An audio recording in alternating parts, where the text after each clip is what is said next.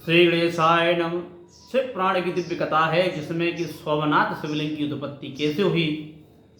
उन्हें क्षय रोग हो गया था। क्षय रोग को दूर करने के लिए जो महादेव की दिव्य सोमनाथ महादेव की उत्पत्ति की जो कथा है वो हम आपको बताएंगे। सोमनाथ ज्योतिर्लिंग सौराष्ट्र देश में स्थित है, तो उसकी उत्पत्ति कैसे हुई, क्षय रोग कुष्ठ रोग को दूर करने वाले इस दिव्य शिवलिंग के बारे में आप जानकारी दें। तो सबसे पहले हम गणेश जी को नमस्कार करते हैं। श्री गणेशाय नमः। वक्रतुंड महाकाय सूर्यकोटि समप्रभा निर्विघ्नं कुरु मे देव सर्वकार्येषु सर्वदा।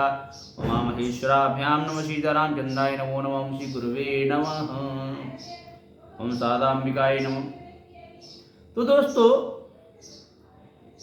ब्रह्मा जी के पुत्र दक्ष की 27 कन्या थी। अश्विनी से लेकर रोहिणी तक सभी कन्या बड़ी ही सुंदर, सुशील और पति धर्म का पालन करने वाली थी।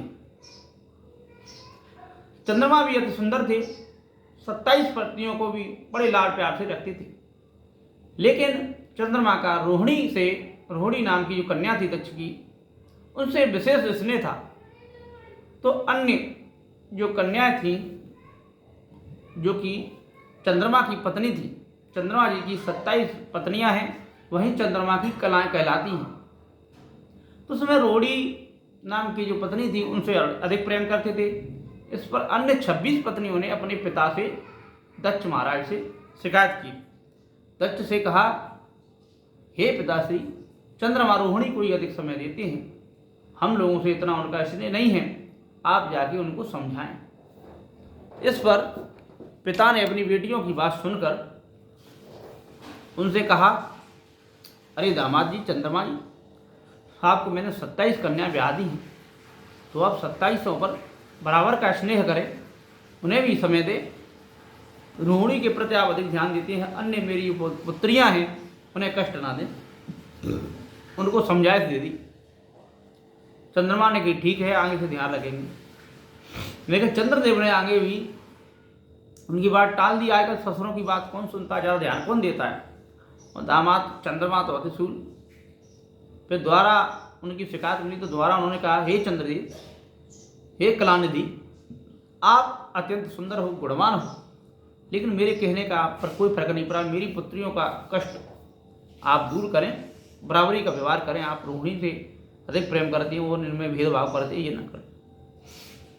लेकिन चंद्रमा के स्वभाव में निरंतर कोई स्वभाव ना होने के कारण एक बार प्रजापति दक्ष को गुस्सा आ गई। माने, हे दामादी, आपको अपने रूप पर, आपकी सुंदरता पर, ऐश्वर्य को, आप पर बहुत ही आपको उस पर अभिमान है, तो मैं आपको श्राप देता हूँ।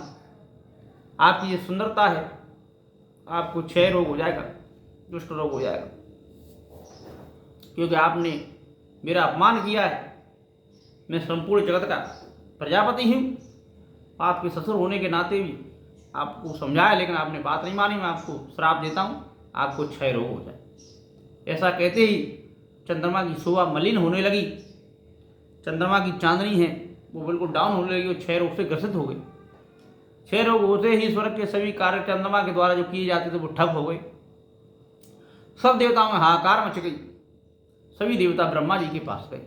ब्रह्मा जी के पास जाकर उन्होंने सभी ने निवेदन किया, ओम ब्रह्मदेवाय नमः। हे ब्रह्मदेव महाराज, प्रजापति दक्ष ने तो चंद्रदेव को श्राप दे दिया है।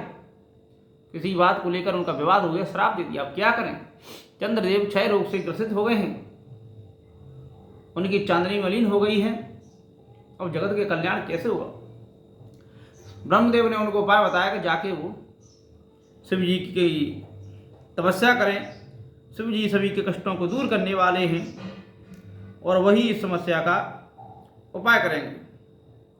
तो चंद्रमा देवताओं के साथ में प्रवास नामक सुक्षेत्र में जाएं, वहाँ मृत्युंजय मंत्र से भगवान का विधि पूर्वक पूजन पाठ करें और शंकर जी के अनुष्ठान करने से उनकी सब समस्याएं दूर हो जाएंगी।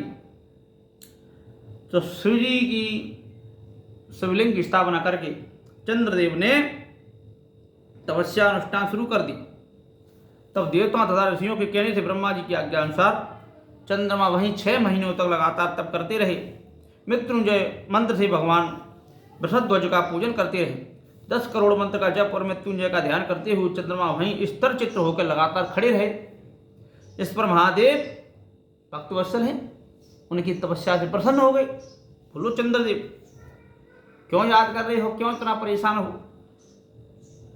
शंकर जी ने कहा, चंद्रदेव तुम्हारा कल्याण हो, तुम्हारे मन में जो कुछ भी आए वो वर मांगो, मैं तुमसे प्रसन्न हूँ, तुमको उत्तम वर दूंगा। चंद्रदेव बोले, देवेश्वर आप मुझ पर प्रसन्न हो तो हे महादेव मेरे शरीर के क्षय रोग का निवारण कीजिए, मुझे जो भी अपराध बन गया उसको क्षमा कीजिए। शिव जी ने कहा, चंद्रदेव एक पक्ष में प्रतिदिन तुम्हारी कला क्षीण हो जाएगी और दूसरे पक्ष में वह फिर निरंतर बढ़ती रहेगी, क्योंकि प्रजापति के तक्ष को, पूरे श्राप को तो मैं दूर नहीं कर सकता, लेकिन ऐसा कर सकता हूँ कि एक पक्ष में, यानी जो शुक्ल पक्ष कृष्ण पक्ष होते हैं, तो शुक्ल पक्ष में जैसे लाइट ज़्यादा रहती है चंद्रदेव में, तो वो भोले बाबा की कृपा से ही रहती है। शुक्ल पक्ष और ये कृष्ण पक्ष बनने थे, तो वो लीला हो गई। तो उन्होंने कहा एक पक्ष में तुम्हारी अधिक लाइट जलेगी और एक पक्ष में डाउन रहेगी। इस तरह महादेव ने उनको श्राप में मुक्त कर दिया, मतलब बदलाव कर दिया। पूरी तरह तो नहीं करते, नहीं तो अपमान हो जाता पहले ही वैसे ही चल रही वैसे। तो चंद्रमा के भक्ति भाव से भगवान शंकर ने स्तुति की। इससे पहले निराकार होते हुए भगवान शिव फिर साकार हो गए। देवता प्रसन्न हो उस क्षेत्र में महादेव को बढ़ाने के लिए, चंद्रमा के यश और कीर्तन गाने के लिए महादेव वहीं सोमनाथ शिवलिंग में स्थापित हो गए। उनका जो दिव्य शक्तियाँ हैं वही सोमनाथ में स्थापित हो गई। सोमनाथ का पूजन करने से उसके उपासकों को क्षय और कोढ़ आदि रोगों को दूर करने में मदद मिलती है। ये चंद्रमा भी धन है, कृत्य कृत्य है चंद्रमा को बारंबार नमस्कार है। उन्होंने साक्षात भगवान शंकर को प्रसन्न करके इस भूतल पर प्रवास क्षेत्र में विद्यमान हो गए। वहीं संपूर्ण देवताओं को सोम कुंड की स्थापना की, जिसमें शिव और ब्रह्मा जी का सदा निवास माना जाता है। वहीं पर एक चंद्र नाम कुंड है, जिसमें भोले बाबा और ब्रह्मा जी का निवास स्थान है। चंद्र कुंड इस भूतल पर पापनाशक तीर्थ के रूप में प्रसिद्ध है। जो मनुष्य उसमें स्नान करता है वह पापों से मुक्त हो जाता है। 6 रोगों और भी असाध्य रोग होते हैं, वे इस कुंड में 6 महीने तक लगातार स्नान करने मात्र से ही नष्ट हो जाते हैं। यानी कोई भी शरीर के चमड़ी संबंधित रोग हैं जो चंद्र कुंड में स्नान करने से दूर हो जाते हैं। ये महादेव की महत्ता है। चंद्रमा निरोग होकर अपना पुराना कार्य संभालने लगे। इस प्रकार मैंने सोमनाथ की उत्पत्ति का सारा प्रसंग आपको सुना दिया है। हे मुनीश्वरों, इस तरह सोमनाथेश्वर की सोमेश्वर लिंग का प्रादुर्भाव हुआ। जो मनुष्य सोमनाथ प्रादुर्भाव की इस कथा को सुनता है, दूसरों को सुनाता है, वह संपूर्ण अभिष्ट को पाता है, सब पापों से मुक्त हो जाता है। महादेव के प्रति उसकी भक्ति बनी रहती है। नमस्कार साथियों, आप अगर शिव जी के भक्त हो तो ये शुद्ध कथा मैंने बिना ही लपेट के सुनाई है, क्योंकि शुद्ध कथा सुनने में ज्ञान की प्राप्ति होती है। अभी इसमें ढोल धमाके या कुछ और बजा दो तो आपको शुद्ध कथा समझ में आएगी। जो भी शिव पुराण में लिखी है वो सिद्ध कथा मैंने आपको सुनाई है। हर महादेव। इसको लाइक करें, शेयर करें और शिव जी की भक्ति का यश गान करते रहें। जय जय महादेव की जय।